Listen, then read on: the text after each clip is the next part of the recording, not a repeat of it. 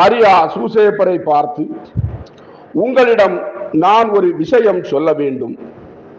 சாதாரணமாய் சொல்வதற்குரிய எந்த விஷயமும் என்னிடம் இராது. ஏனென்றால் நான் எப்படி ஒதுங்கி வாழ்கிறேன் என்று உங்களுக்கு தெரியும். ஆனால் இன்று ஒரு செய்தி உள்ளது. நம் உறவினரான செக்கரியாவின் மனைவி எலிசபெத் அம்மாளுக்கு குழந்தை பிறக்க போகிறதாம். சூசேப்பர் மரியாவை பார்த்து, அவர்களுடைய இந்த வயதிலா என்று கேட்டார். மரியா சூசேப்பரை பார்த்து, இந்த வயதில்தான், ஆண்டவரால் எல்லாம் செய்ய முடியும். அவர் இந்த மகிழ்ச்சியை நம் உறவினர்களுக்கு கொடுக்கிறார். சூசேப்பர் மரியாவை பார்த்து, உங்களுக்கு எப்படி தெரியும்? செய்தி உறுதிதானா என்று கேட்டார். மரியா சூசேப்பரை பார்த்து, ஒரு தூது ஆள் வந்தார். சமரசானவர்னு சொல்லல, ஒரு தூது ஆள் வந்தார், பொய் சொல்லாதவர்.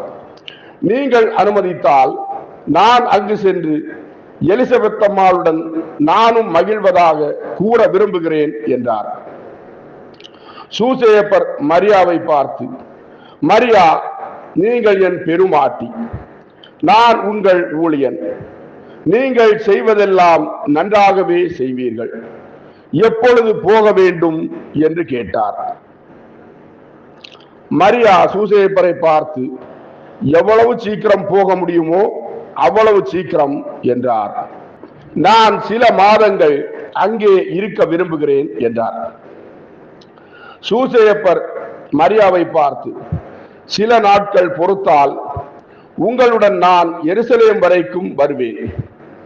ஏனென்றால் எருசலேம் தாண்டி தான் போகணும். என் வேலைக்குரிய சில ஜாமான்களை வாங்குவதற்காக பாஸ்கா பண்டிகைக்கு முன் நான் எருசலேம் போக வேண்டி இருக்கிறது. அதற்கு மேல் நான் உங்களுடன் வர இயலாது. எருசலேம் வரை நாம் சேர்ந்து போகலாம். அதற்கு அப்பால் நீங்கள் தனியே போகவில்லை என்று அறிவது எனக்கு அதிக மகிழ்ச்சியாக இருக்கும். நீங்கள் திரும்பி வர விரும்பும் சமயத்தை யார் வழியாகவாவது எனக்கு தெரியப்படுத்தினால் நான் வந்து உங்களை அழைத்து வருவேன். சில நாட்கள் கழித்து சூசேப்பர் 2 கோவேறு கழுதைகளை வாடகைக்கு எடுத்துக்கொண்டு மரியாவும் சூசேப்பரும் எருசலேமுக்கு புறப்பட்டார்கள். அந்த காலத்தில் உள்ள வாகனம் முக்கியமா எல்லாரும் பயன்படுத்துறது கழுதையை தான்.